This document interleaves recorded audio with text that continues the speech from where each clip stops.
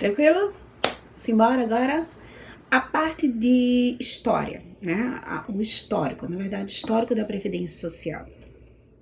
Gente, falar sobre proteção social é aquilo que eu estava falando logo no início do nosso vídeo. Vê, calma. É uma proteção social, gente. Não foi ninguém que deu. Ai, meu Deus, fulano foi dar mãozinho, viu essa situação, né? Nem viu, viu. E resolveu implementar para toda a população no mundo um programa, um projeto de lei que possibilitasse direitos. Gente, não é assim que funciona. A proteção social no mundo, ela é uma construção. A partir do momento que a própria sociedade, em determinados momentos, olha esse momento de pandemia, quem iria imaginar que estaríamos nesse momento vivenciando o que estamos vivenciando hoje? Mas o processo de virose, o processo de pestes, o processo de necessidade, o que a gente chama de questão social, acontece desde que o mundo é mundo. Infelizmente, eu não queria estar vivendo, eu queria estar novamente lendo. Nossos filhos, futuramente, nós mesmos, já velho caindo dos quartos, vamos estar lendo sobre esses momentos que estamos vivenciando na contemporaneidade. Mas vem aqui comigo. A proteção social, ela se inicia na família. Essa questão de que, em caso de insegurança, em caso de doença, em caso de acidente, em caso de forma permanente ou temporária, eu preciso de alguém para me sustentar, é uma questão que nasce na família. É a família que começa a prestar essa primeira proteção em caso de inconsistência de trabalho, em caso de falta de trabalho, contra os chamados infortúnios da vida. Que a vida, meu bem, é uma caixa de surpresas. A vida ninguém sabe o dia de amanhã, por isso viva o hoje, com solidariedade, generosidade e etc. e tal. Então, a Seguridade Social, pegando o nosso materialzinho para também não flanar muito, porque senão vocês sabem, né? Vocês já me conhecem.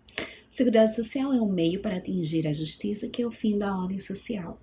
Pode ser definido como a erradicação da pobreza e desigualdade mediante cooperação entre os indivíduos, que é o que está lá no artigo 3º da Constituição. Eu estava lendo com a minha turma de trabalho 1, o artigo 1º da Constituição, quando fala que são os objetivos da República Federativa do Brasil, né? Por exemplo, a dignidade da pessoa humana. Por exemplo, a valorização social do trabalho em conjunto com a livre iniciativa. Então, meu povo, o ser humano é importante. Além da economia ser importante, mas o ser humano também é. Então, erradicar a pobreza, evitar a miserabilidade, evitar o desconforto em que não saber o dia de amanhã, inclusive como vai ter ou se vai ter o que comer, faz parte da manutenção da paz social. E a paz social é de vital importância para a nossa sociedade. Nós precisamos evitar, vou até ter essa cara de doida, mas veja que eu estou fazendo, né, que é para ver se vocês incutem em vocês essa premissa. A segurança social, ela faz parte exatamente desse conjunto de ações que envolvem saúde, envolve assistência e a previdência para que a nossa sociedade atinja a paz e mantenha a paz. Porque não existe paz sem voz, né? Já dizia o Rapa. Você não consegue viver engradeado com medo de sair às ruas porque existe um bando de miseráveis esperando que você saia. E a miséria, meu povo, faz com que haja insegurança. Você não consegue, até mesmo para você ter o seu tênis, o seu celular e a sua paz de espírito, você precisa que a sociedade em si também tenha um mínimo existencial para viver. Pensa comigo. Mas aí, né, voltando para o tema, que eu não saí do tema, tá? Mas voltando para os nossos slides, a proteção social nasceu na família, mas nem todos possuem uma. Já a regulamentação para a proteção social veio após as lutas dos trabalhadores por melhores condições de vida. Se a gente for para os primórdios, como é o que está lá no nosso segundo slide, nós vamos ver que foi uma luta, e é uma luta imensa, conseguir manter esses direitos, porque é um bom de direito, bom não, né? Mas a situação do direito do trabalho, a situação da previdência, a situação de moradia, educação, cultura, é uma luta permanente, porque sempre em momento de incerteza econômica, os primeiros a sofrer são exatamente os direitos dos trabalhadores, o direito de cultura, o direito à educação, o direito à moradia, o direito a uma seguridade social, que aí vai englobar assistência. Para quê, né? Doente ter direito? Para que idoso ter direito? O doente que eu falo, como eles chamam a pessoa com deficiência, né? E são os primeiros que vão. Mas aí vem. Surgiram os primeiros grupos de mútuo, de origem livre, sem intervenção estatal, nas quais um conjunto de pessoas com interesse comum, e aí entra a questão do assistencialismo, mas entra também uma questão da comunidade. A comunidade, ela se forma, e veja como também temos tantas correntes de orações, né? Tanta corrente de ajuda mútua, tanta gente pensando num voluntariado, e pensa comigo, um voluntariado virtual, tá? Porque não pode juntar nesse momento. Mas cestas básicas, ajudas, tanta gente, meu povo, perdendo o emprego, tanta gente indo para casa sem saber se volta amanhã, mas ao mesmo tempo, quem é que a gente pode se socorrer nesse momento de angústia? Família, a comunidade, que sempre se unem exatamente nesses momentos de tensões e nesses momentos de insegurança. Insegurança não é bom. A ideia da Seguridade Social, seguindo, surgiu no direito romano. Não é algo novo. Na antiguidade, lembrando história. Antiguidade, medievo, moderno, contemporâneo. Na antiguidade, Roma, Grécia, na Roma propriamente, na Grécia também temos algumas questões, historicamente falando, são as primeiras informações que nós temos de aposentadorias. Os soldados, né, guardavam a parte do soldo que recebiam, pensando exatamente nos momentos que não poderiam mais ir à guerra, mas seriam ali uma reserva. Porque a própria lógica de previdência é exatamente isso, prevenir, né? Pensar que tudo pode acontecer, inclusive nada, mas que a idade chega. Então, onde eu teria uma reserva neste momento que eu não poderei estar exercendo as minhas atividades que me garantem o salário? Aí vem aqui comigo, né? Evolução mundial da proteção social. O Estado só viria a assumir alguma responsabilidade no século XVII, com a edição da Lei dos Pobres na Inglaterra no ano de 1601. Basicamente, o Estado ele só começa a integrar esse cuidado mútuo com a ideia da sociedade a partir mais ou menos do século XVII, a partir do século XVIII, sobretudo no século XIX. E aí eu deixei no material mais ou menos a promulgação da Constituição Francesa, após a Revolução, eu deixei um diploma sobre regulamentação decente do trabalho na Inglaterra, a própria ideia de uma pensão por idade a partir dos 70 anos, que pensa comigo, naquela época atingir os 70 anos era praticamente impossível, mas assim, esses primeiros rudimentos de percepção de que a sociedade e o Estado deveria agir realmente para garantir determinados direitos. Que é isso importante para a gente. Veja, a questão não é você decorar a data, não é o foco. A questão é vocês compreenderem que tudo foi uma construção de ideias que levou ao que nós temos hoje. Não me importa, né? Que você compreenda só o que está, que você compreenda exatamente essa construção que nos levou hoje a efetivamente os direitos que temos. Na Inglaterra, nós temos o plano Beveridge, que eu vou falar para vocês daqui a pouco. Mas na Alemanha, 1883 a 1911, foi construído na Alemanha, a partir de uma criatura chamada Otto von Bismarck, um conjunto de direitos, que a gente pode chamar de direitos previdenciários.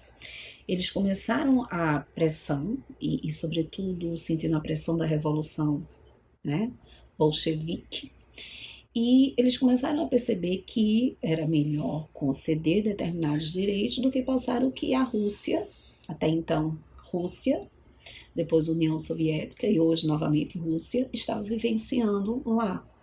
Então eles começaram a pensar um conjunto de medidas que fossem pagos com a contribuição dos trabalhadores, com a contribuição de empregadores e também com o Estado agindo, que é o que a gente chama de tríplice fonte de custeio. No México, nós tivemos a Constituição de 1917, ainda a Alemanha, a Weimar, de 1919. Os Estados Unidos começou a se pensar na década de 30, 1935. Veja como ainda é, né, recente. E é isso que eu quero mostrar para vocês. A Previdência Social ela é uma construção muito recente. Muito recente.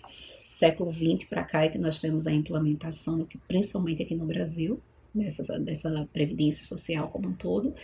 E no restante do mundo também. É uma coisa extremamente recente.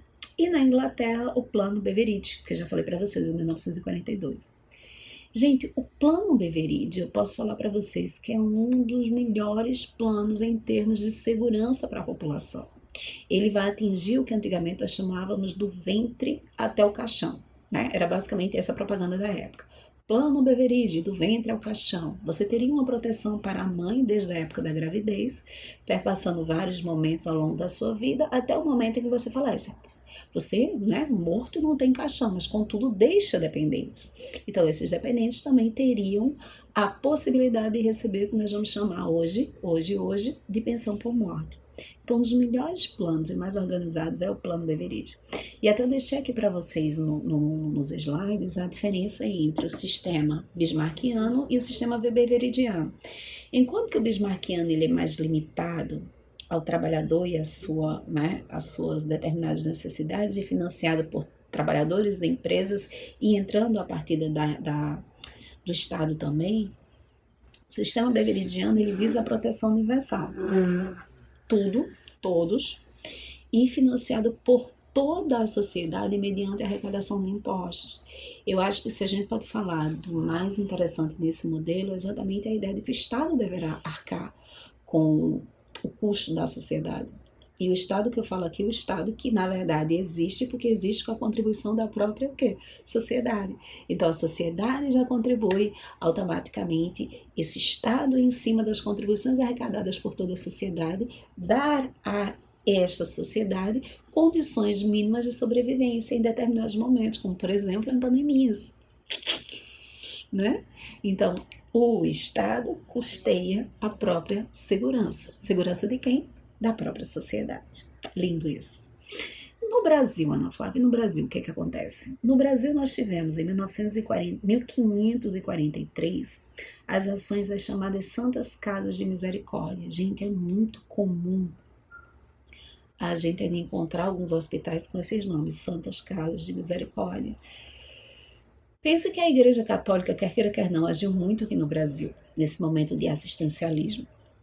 Como ainda hoje age, como a gente tem também centros espíritas que fazem, como nós temos também igrejas evangélicas que fazem, enfim, assistencialismo. Bom ou ruim, não é isso que eu estou discutindo. Prestar assistência filantrópica, né? Elas vão existir desde 1543. E da mesma forma dessas assistências, começou a questão da agregação comunitária. Veja, as pessoas se uniam em determinadas camadas, como por exemplo, esse que eu vou falar para você, o mongeral. O que era o mongeral? O mongeral é exatamente sociedades de mútuo, caindo tudo aqui, mas calma, de mútuo formado por pessoas. No caso que eu tenho aqui para mostrar para vocês, o primeiro, que é de 1835, né? Que era uma entidade privada organizada de previdência. Servidores do Estado se uniam e faziam um montépio. O que é esse montépio? Todo mundo junta um dinheiro numa determinada caixinha e essa caixinha eu vou tirando de acordo com a minha necessidade. E veja, não é minha necessidade, por exemplo, hoje eu tenho uma necessidade de comer alguma coisa gostosa. Isso não é uma necessidade, mas não é uma necessidade premente. Então, assim, em caso de necessidade, que a necessidade para mim pode não ser necessidade para você. Então, a necessidade aqui que você poderia ir e pegar nesse montépio seria exatamente em caso de acidente, né? Que me incapacitasse para o trabalho de forma permanente ou temporária, ou em caso de fatalidade, como por exemplo morte, que aí seria uma pensão. Então, poderíamos pensar em aposentadorias ou ajudas e poderíamos pensar também, que é o caso da pensão, para os dependentes que ficavam. A Constituição de 1891, e volto a repetir para vocês, eu não preciso que vocês decorem. A questão não é decorar qual Constituição falou sobre o quê. A questão não é essa. A questão é que vocês compreendam que a primeira a falar foi de 1891. E falar mais ou menos em aposentadoria. E não aposentadoria para todo mundo, aposentadoria para um servidor público, no caso um militar, que se acidentasse em serviço à pátria. Então, para essas pessoas, vejam a restrição, haveria uma aposentadoria. Isso em 1891, né? Primeira participação efetiva do Estado, eu votei em 1919 com a criação de um seguro contra acidente do trabalho, que é o famosíssimo SAT, ainda em 1919. Primeira participação efetiva do Estado para a proteção social geral veio com a edição da lei que trata do SAT, seguro contra o acidente do trabalho, o seguro de acidente do trabalho. Evolução maior nós vamos ter com o Decreto Legislativo 4682, um dia inclusive que é considerado Dia da Previdência Social no Brasil, que é o dia 24 de janeiro de 1923. Esse decreto, que veio através de um deputado, que é o deputado Eloy Chaves, ele trazia a seguinte ideia, que haveria organizado uma caixa de aposentadoria e pensão por uma empresa de transporte de estrada de ferro. Então, cada empresa de estrada de ferro teria uma CAP. O que é a CAP? Caixa de Aposentadoria e Pensão, que seria de custeio próprio. Seria custeado por todos os trabalhadores e teria também um valor que seria pago pela empresa. Essa CAP, ela trazia um problema, porque começou com as estradas de ferro, mas todas as outras empresas foram também organizando e criando, logicamente, não porque ela é bonzinha, mas por pressão interna dos trabalhadores. Só que essa CAP, né, Caixa de Aposentadoria e Pensão, ela tem um problema, e um problema seríssimo, que era a questão da massa crítica e a possibilidade de mudança de empresa. Imagina que, logicamente, aquela época não é hoje. Hoje, basicamente, é muito comum você passar 1 ano, 2 anos numa empresa e aparecer outro. Não é a melhor forma, mas acontece. Contudo, a época era aquela época de emprego em que você passava 30, 40 anos na mesma empresa, né, no caso, Estrada de Ferro. Só que imagina que ainda existia a possibilidade de mobilidade. E como é que ficava quando você contribuía para levar esse dinheiro para outra empresa? Não tinha. E até mesmo massa crítica. Eu precisava que um número de pessoas contribuíssem para poder ter também o uso o quê? Benefício. Então foi pensado na década de 30, veja, a CAP nós começamos o quê? 23, 24, mas quando chegou em 30, a década de 30, início da Era Vargas, né? A Era Vargas, enfim, que nós vamos ter culminância, CLT, entre outras coisas mas de 30 a 1967, veja o período, 30 a 67, começou a se pensar e começou a se unificar as CAPs, Caixas de Aposentadoria e Pensão, nos IAPs, que são os Institutos de Aposentadoria e Pensão, né? Aí teria o Instituto de Aposentadoria e Pensão dos Marítimos, o Instituto de Aposentadoria e Pensão dos comerciários, bancários, e esses institutos, eles seriam organizados agora não mais por empresa, e sim por categoria profissional, o que já, pelo menos, melhorou a situação com relação à massa crítica, né, e mudança também de empresa. Agora você não pagaria, você pagaria de acordo com a sua categoria, e ficaria mais tranquilo, por exemplo.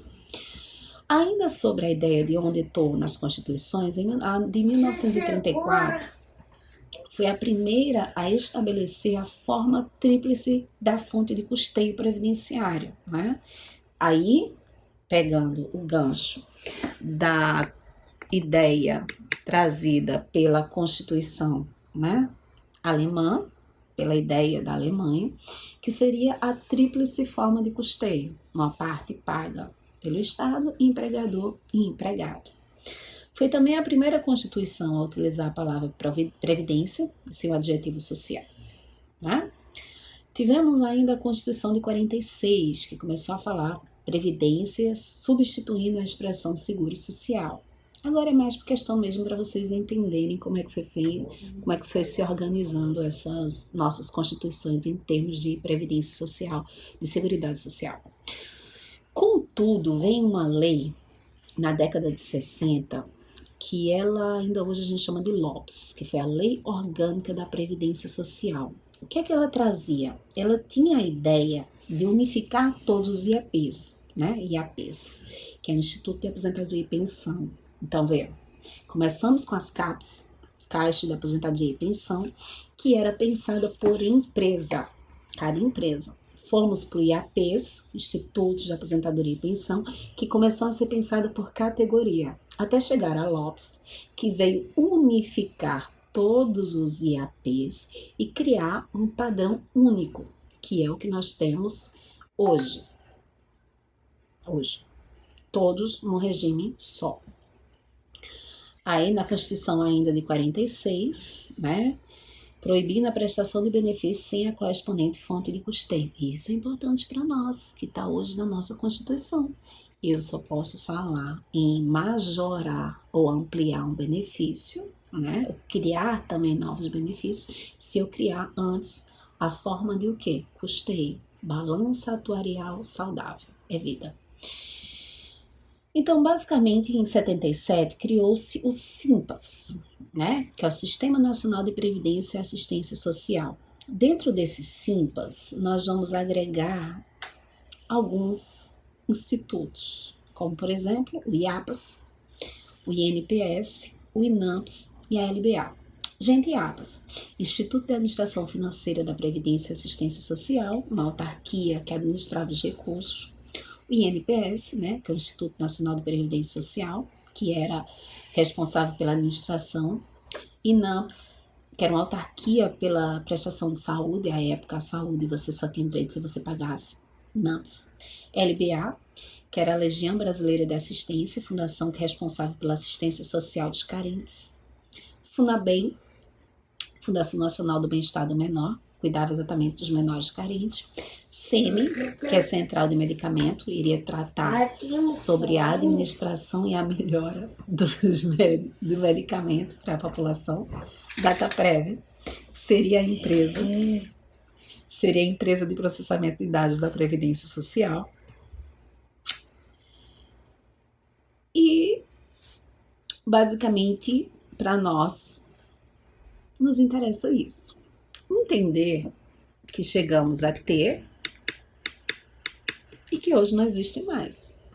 Hoje a ideia é exatamente compreender a figura do INPS, que veio, né, acabar e se transformar no INSS. Tivemos ainda o 1971, a criação do Fundo Rural. Pensem, toda essa época eu estava falando apenas de trabalhadores urbanos, viu? Os rurais estão totalmente fora. Ana, e trabalhador rural? Trabalhador rural, meu bem, nada. Até 71, trabalhador rural não tinha praticamente nada. Em 71, com a criação do Fundo Rural, começou ao trabalhador rural que se aposentasse, tivesse direito a metade do que um urbano teria. E, por exemplo, também, morrendo esse trabalhador rural, a esposa, porque veja, a época não era o cônjuge, não, o esposo, esposa, não, companheiro, companheira, não.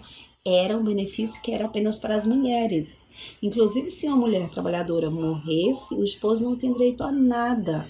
Isso aí só vai mudar com a Constituição Federal. No trabalhador rural, que é o que a gente está falando agora, foca na Flávia, trabalhador rural, esse trabalhador rural falecesse, a esposa iria receber apenas 30% que receberia a esposa de um trabalhador urbano. Veja a questão. Ana e o aposentado só recebia metade do que um urbano receberia com a aposentadoria. Os empregados domésticos, Ana Flávia, apenas em 1972. Só. Então, vê só. Chega a Constituição de 88. Com a Constituição de 88, nós mudamos muita coisa. Criamos, por exemplo, a ideia de seguridade social que estamos destrinchando desde que começamos essa aula, ainda com sol. Veja como dá trabalho, gente. Então valorizem, entendeu? Constituição Federal de 88 tratou pela primeira vez no Brasil da seguridade social, entendida esta como conjunto integrado de ações nas áreas de saúde, assistência e previdência social, né? Temos o INSS. Alguém quer brincar de boliche? Ainda não, daqui a pouquinho. Custeio e benefícios.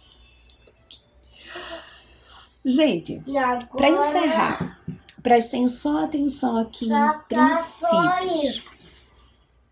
Nós temos a solidariedade, artigo 3º, inciso 1º da Constituição Federal. Veja, somos formiguinhas solidárias. A geração que trabalhou antes hoje está recebendo os benefícios e nós que estamos hoje com toda a fé, com boa fé e empolgação, trabalhamos Mamãe, deixa eu... para que essas pessoas recebam os benefícios. Então, pessoal, vê. Primeiro princípio da solidariedade, né? Veja, artigo 3º, inciso 1º, como eu já tinha falado para vocês. Pensem comigo, todos nós somos seres solidários, né? A ideia é que, em virtude de uma coletividade, em virtude de se manter uma possibilidade de que a sociedade, em um momento de crise, ela possa contar com a própria sociedade, veja, e aí a sociedade englobando, pensa comigo, seguridade social, né? Saúde, assistência e previdência, saúde para todos, assistência para aquelas pessoas que estão em situações famélicas, né? E inclusive não tem condições físicas de trabalho, ou a família não pode agir. Lembre que agora o requisito é que a renda per capita familiar não possa ser superior a meio salário mínimo. E em razão de tudo isso, a solidariedade da sociedade vem para evitar situações de risco eminente. Idosos acima de 65 anos ou pessoa com deficiência que não teria faixa etária, apenas, que já é muita coisa, né? A deficiência. Então, isso aí entraria a solidariedade. E a solidariedade, quando a gente fala sobretudo de previdência, nos lembra também outro fato. Mesmo você aposentado, retornou ao trabalho, você é obrigado a contribuir. Também sobre o prisma do princípio da solidariedade. Todos nós, dentro do regime geral de previdência social, nós agimos dentro da questão de sermos um sistema de repartição simples. A geração que hoje trabalha e produz é a geração que contribui. Contribuições estas que serão repassadas à previdência como um grande funil, e no final do funil vai sair o quê? As aposentadorias, auxílio, salário e pensão por morte. Esse é o princípio da solidariedade.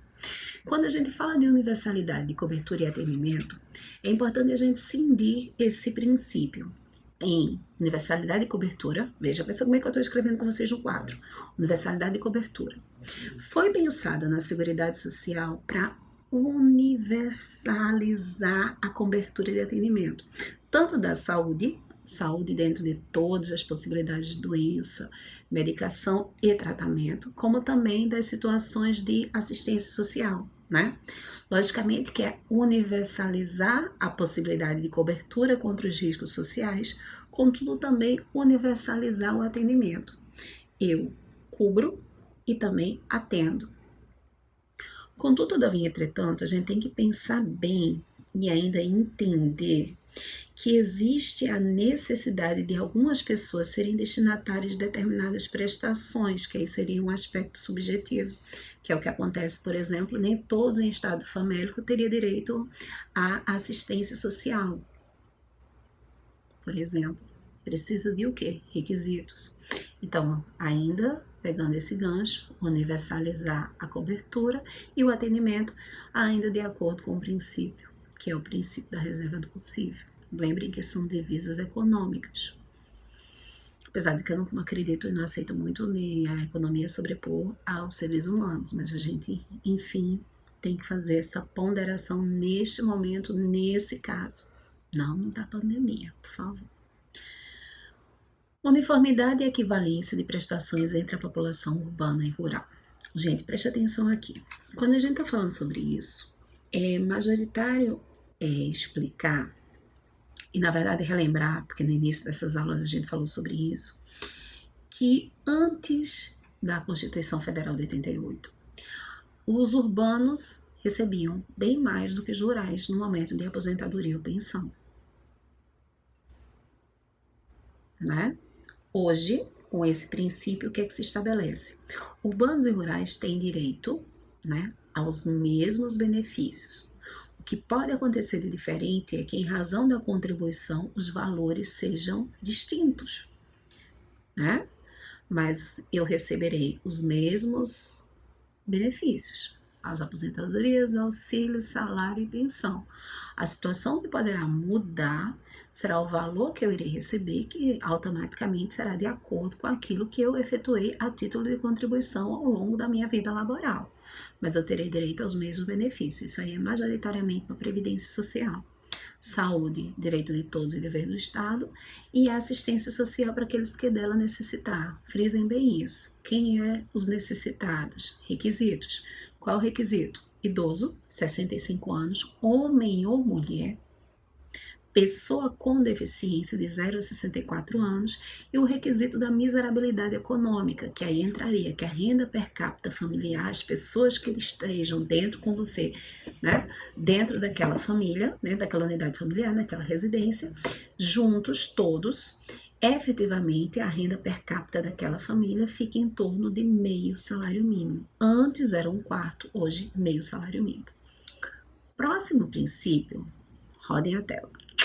Nós temos o princípio da seletividade e distributividade na prestação dos benefícios e serviços. Gente, o legislador selecionou os riscos, selecionei os riscos de todas as possibilidades que poderiam acontecer. Tipo, eu escolhi todos os benefícios, selecionei.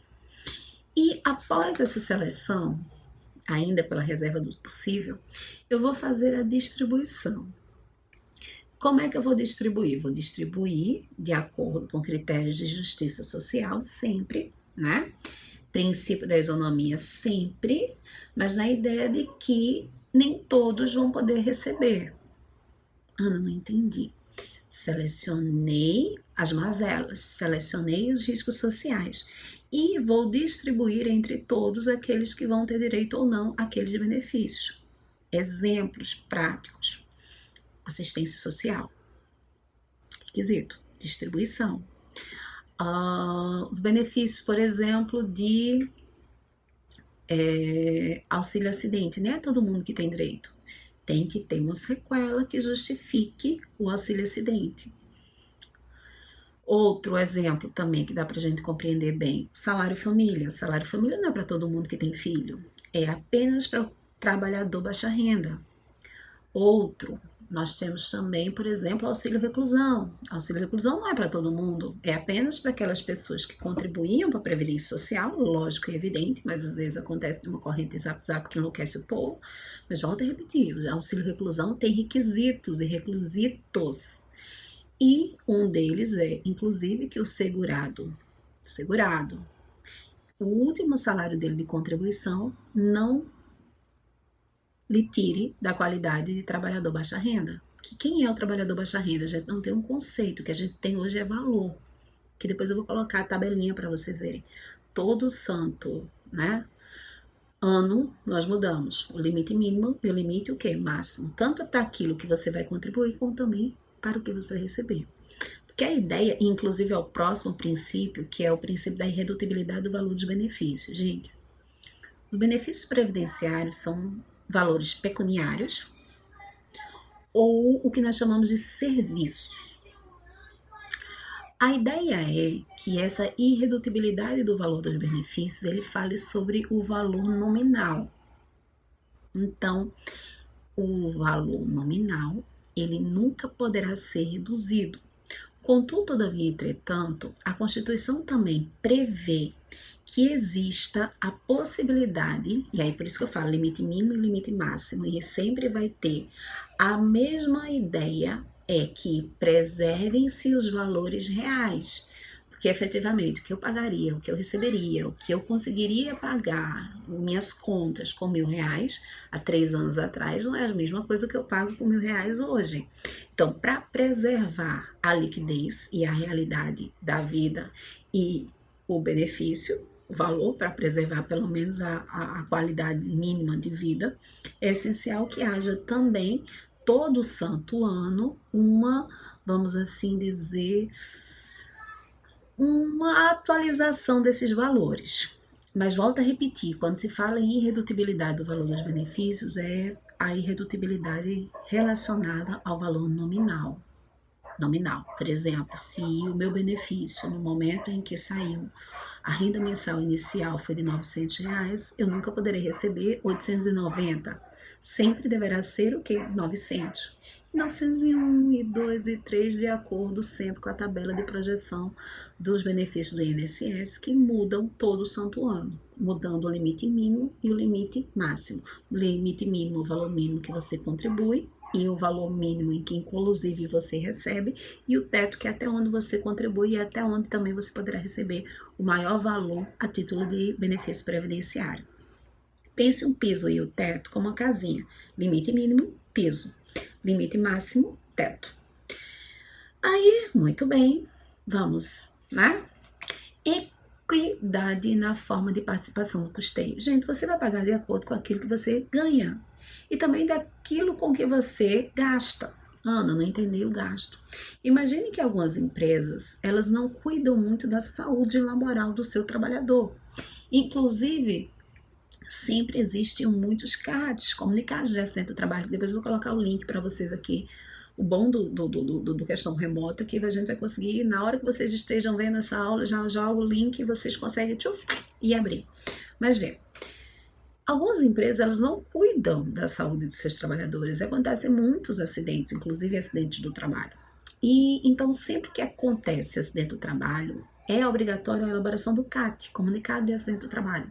E quanto mais acidentes do trabalho vir, automaticamente maior vai ser o valor que a empresa vai pagar. Por isso que a empresa às vezes arruma umas tramóias. Tramóia é uma palavra feia. Mas, tipo assim, alguns mecanismos para que as pessoas não coloquem como sendo um acidente do trabalho. É um acidente, mas não colocam do trabalho, que é exatamente para não aumentar uma coisinha que a gente vai chamar e vai falar mais na frente. Que isso aí aumenta também o que ela tem que pagar. Por exemplo, ainda de acordo com a equidade na forma de participação do custeio, algumas empresas de banco, algumas empresas financeiras, por exemplo, elas trabalham muito com automação. Em razão disso, o valor da cota patronal dela fica maior. Então, você está ganhando mais, você está contratando menos, então automaticamente você também irá pagar um valor maior a título de custeio para a Previdência Social. Aí entra aqui outro princípio, que é a diversidade da base de financiamento, identificando-se em rúbricas contábeis específicas para cada área, as receitas e as despesas vinculadas às ações de saúde, previdência e assistência social, preservado o caráter contributivo da Previdência Social. Gente, aqui na verdade é o artigo 195. Lá ele vai ter discriminado os valores, por exemplo, que são utilizados para pagamento da Seguridade Social. Vai entrar a contribuição da empresa, vai entrar a contribuição do trabalhador, vai entrar a contribuição de concurso de prognóstico, outras receitas, a própria União exercendo uma função de complementação, caso essas receitas não forem o suficiente para o pagamento da Seguridade Social, entra a União como uma forma de complementação, inclusive com previsão também no orçamento. Então, diversificar para poder pagar, uma diversidade de financiamento para que a mesma possa continuar existente. Por fim, caráter democrático e descentralizado da administração, mediante gestão quadripartite, com participação dos trabalhadores e dos empregadores, dos aposentados e do governo nos órgãos colegiados. O que é a ideia aqui? Democracia. Que todos possam opinar, né, para que haja uma melhor escolha, né, da organização em si da Seguridade Social, uma melhor norte para os recursos, uma melhor forma, inclusive também de pensar outros riscos sociais também que mereçam também um tratamento de, vamos assim dizer, de outros benefícios criados. A ideia sempre foi essa, só que, spoiler, desde que a Previdência foi pensada, a Seguridade Social, na verdade, porque aí eu englobo também a saúde e a assistência, de como ela foi pensada na Constituição de 88 para hoje, esses conselhos eles não se unem para aumentar a proteção. Via de regra, estão se unindo exatamente para diminuir a proteção. Se você que está me ouvindo for uma pessoa mais racionalista do ponto econômico, eu entendo, eu como humanista que sou, eu não sou tão racionalisticamente econômica, como se diz. E eu acredito, apesar de como humanista, eu compreender o princípio da reserva do possível, mas a forma como se retira e diminui os benefícios, e na verdade a diminuição muitas vezes é uma retirada séria, ela sempre leva a entender que a sociedade ela é um custo, ela nunca é o esteio, né? Então a ideia é sempre retirar, né? Esses conselhos, que é o Conselho Nacional da Previdência Social, entre outros, eles em reuniões é muito mais dentro de um contexto de retirada de direitos do que implementação de direitos, como por exemplo foi sempre o pensamento de existir essa descentralização, né? Essa possibilidade da democracia e da participação da sociedade dentro da esfera pública. É meio complicado. Mas enfim, seguimos o barco. Preexistência do custeio em relação ao benefício ou serviço. Aquilo que eu falei para vocês. Primeiro se paga para poder ter o benefício. Isso aqui é muito mais ligado à previdência social. Lembrando que a saúde ela não é paga e a assistência social não é paga. Pensa comigo, a assistência social é exatamente em razão de estado famélico, de idoso ou de pessoa com deficiência, né?